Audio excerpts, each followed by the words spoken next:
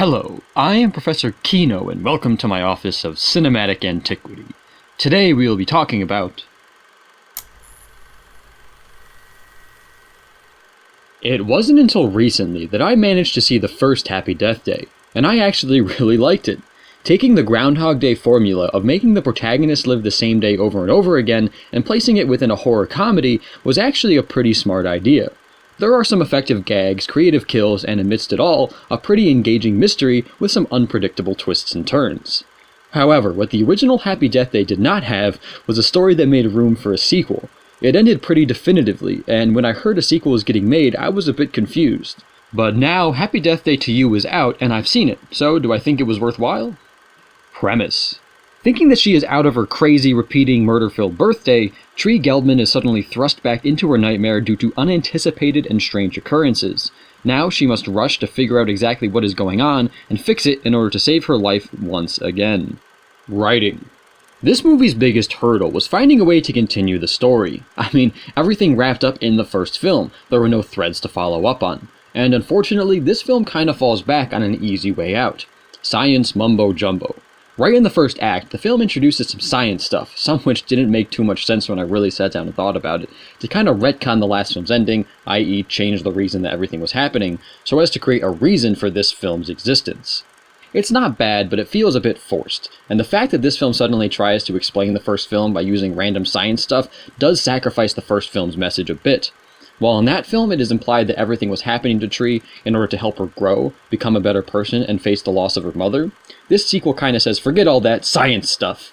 It's a bit cliche. Then again, this film, just like its predecessor, is not trying to be serious or sensible so much as it is trying to be a fun horror comedy, and in that sense, this film actually does work. While the beginning explanation that this film has for everything is so-so, the actual progression of the film as a whole is entertaining.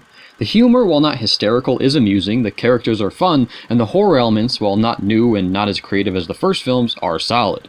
Also, when this film does delve into more heartfelt and dramatic moments, it does have some nice things to say, despite them not being as strong as the first films or in any way original in what they were trying to say.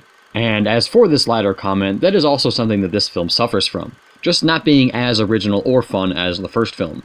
It effectively continues the feel of that film, but doesn't really try anything new besides the implementation of the aforementioned science stuff. Consequently, it tends to feel like it retreads a lot of the same ground as the original in terms of its humor, horror, and general theme. However, its ending, in particular its after-credit scene, does hint at a potentially bigger and wilder third film. Hopefully then, if this does happen, it will freshen up the franchise. So, while this second film does fall back on some convoluted and in some ways uninspired explanations for events, and to justify its own existence, it is still a humorous and creative horror comedy that, despite never reaching the originality and charm of the first film, has its moments of fun and entertainment. Acting.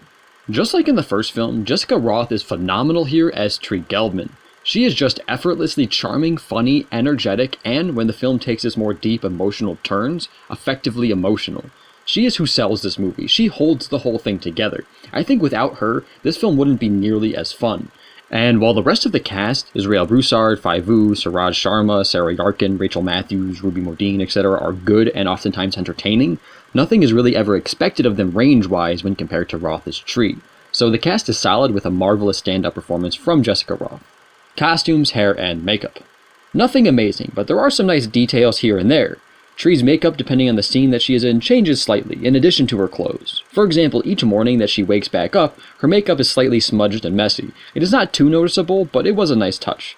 And one time, because of the style of her previous death, she wakes up with some wild hair and it makes for a fun gag. As for the other characters, they all dress to fit their personalities/stereotypes. The frat girls are preppy, the nerdy engineers are nerdy, the university staff members wear suits, etc. It's a little by the book, but effective nonetheless. And as for the killer, I'm not a big fan of the mascot baby mask, black sweatpants, and black hoodie. I just find it weird, and a little hard to believe that a college would ever choose a big baby as a mascot. But that's all more of a personal preference, I guess. It can be creepy, and since the whole movie is wild and strange as it is, I can't fully fault it for putting its killer in a baby mask. Set design. Lots of empty hallways. I mean, there are other sets, a basketball stadium, a college laboratory, a hospital, etc., but a noticeable number of the film's tense scenes are the main characters in empty college or hospital hallways. While it can be effective for some spooky developments, it sometimes feels like, where is everybody else? This is a hospital. Where are the other patients, doctors, nurses? I mean, there is a scene early on during the evacuation that has a really crowded hallway, and it is actually used pretty effectively horror-wise, but that's the only crowded hallway in the movie. But I digress. The sets are fine, just bare bones, a product of a small budget. However, I do want to give props to the dorm room for actually being accurately sized, i.e. tiny. Choreography. There is a tad bit of action here, but primarily just quick physical altercations such as some stabbing and some chasing. Horror stuff. Nothing to really write home about, but well handled nonetheless. Cinematography. This film is framed pretty competently. I'm not going to sit back and say that it is something to behold, but it was good. The horror scenes seemed crafted by someone who knew horror, the comedic scenes were presented properly, and the dramatic scenes were effective.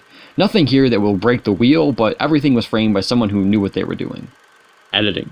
The edits that really shine here are the transitions between the days, i.e. between Tree dying and waking up, and the montages.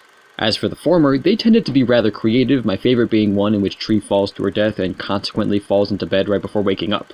The transition between the two was smooth, and this type of edit happens regularly throughout the film. And as for the montages, they tended to be edited together at a solid speed. Not too fast, but quick enough to add some fun gags to the mix. Overall, the edits here are very good. CGI. There isn't much CGI, what is here is mostly used to enhance the look of the science stuff, and it's solid. Music. The background music is your typical creepy tense string music, but with some slight changes occasionally that reflect the film's comedic side. Nothing unique, but alright. And there are also a few licensed songs here, such as Hard Times by Paramore, Hard times, gonna make you wonder why you even try. Hard times, gonna take you down and left for you to cry. And I still don't know. The Flower Duet by Lakme,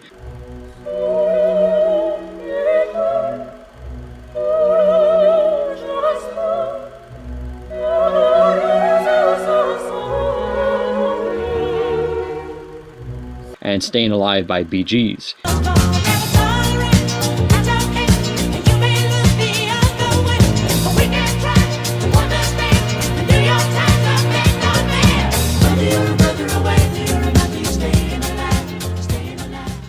And as strange as it might seem, they actually fit pretty well when they were used, but only because the film is a horror comedy. I mean, they didn't enhance the film narratively so much as they were used for gags or just fun, but nevertheless, I dug them.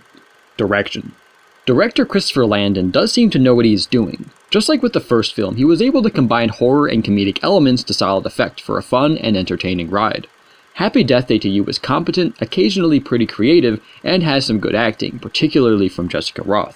However, I also think that Landon tried too hard to make the sequel like the first, and because of that, the formula just doesn't feel nearly as unique as it did back in 2017. So if he does continue the story with a third one, which he has been talking about, I hope Landon really shakes up the format a bit in order to keep it fresh, because another film like this will probably start making this narrative formula feel old. My enjoyment. I was amused throughout my screening of this film, and I wanted to see it through to the end. However, I knew pretty quick that this film was just not as good as the first.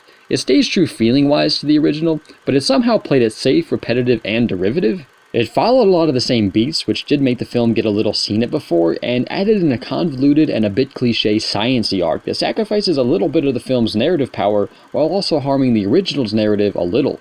While I definitely did have fun with Happy Death Day to You, its existence unfortunately doesn't feel fully necessary or even justified except to continue the story because why not? Recommendations. If you had fun with the first Happy Death Day, and I do fully recommend seeing that one first, Happy Death Day to You is more of the same. So if you want that, check this one out. While it's not as creative or surprising as its predecessor, it is still an entertaining horror comedy with a great performance by Jessica Rothe. On the other hand, if you didn't like the first film at all, this one is unlikely to change your mind on the franchise. And for everyone unfamiliar with these movies, I don't think you'll find much to enjoy here. However, if the premise of the franchise, i.e. a Groundhog Day horror comedy, sounds fun, I do recommend giving the first film a watch and then deciding from there. I don't think Happy Death Day to You is going to blow anyone's mind, but if this type of story is your cup of tea, then you will have an enjoyable time with it. Thanks for watching, I hope you liked it. If you did, leave a like. If you want to add anything, feel free to comment. If you want to see more, please subscribe. I am Professor Kino, and I look forward to our next discussion.